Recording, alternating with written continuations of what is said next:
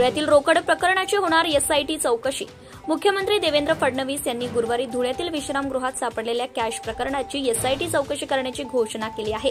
विधिमंडळाची एखादी समिती कुठे जात असेल व तिच्यावर प्रश्नचिन्ह उपस्थित होत असेल तर ही गंभीर गोष्ट आहे। या प्रकरणी दूध का दूध व पाणी का पाणी झाले पाहिजे। त्यामुळे या प्रकरणाचा एसआयटी मार्फत तपास करण्याचा निर्णय धुळे येथील सरकारी विश्रामगृहात सापडलेल्या रोख रकमेची एसआयटी चौकशी होणार आहे।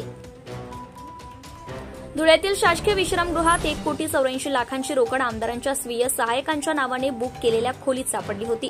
माजी आमदार अनिल गोटे यांनी या प्रकरणावरून सरकार आणि जिल्ह्यात आलेल्या समितीवर टीकेची झोड उठवली होती। मुख्यमंत्री देवेंद्र फडणवीस यांनी धुळ्यातील प्रकरणाची एसआयटी चौकशी होणार असल्याची घोषणा आता केली आहे। धुळ्यातल्या शासकीय विश्रामगृहामध्ये 1,84,00,000ची रोकड सापडलेली आहे। अनेक आरोप प्रत्यारोप होतात, काय नेमकी सत्यता आहे प्रकरणात? धुळ्याची घटना अतिशय गंभीर आहे। त्याची सत्यता अजून समजलेली नाही, पण त्याची सत्यता बाहेर आलीच पाहिजे। कारण विधानमंडळाच्या समितीवर प्रश्नचिन्ह उभं राहणं हे आम्ही कदापि सहन करू शकत नाही। विधानमंडळाची एक आपली गरिमा आहे, त्यांचा आपला मान आहे।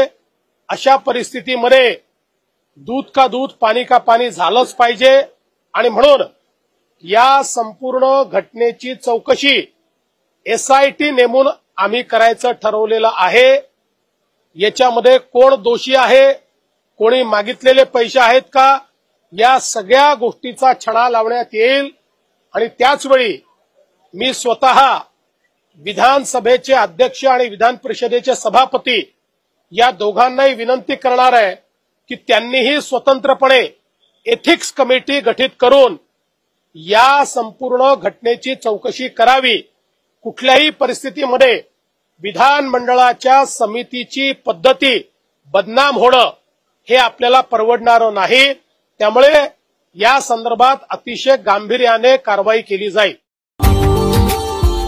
Subscribe now and press the bell icon. Never miss an update.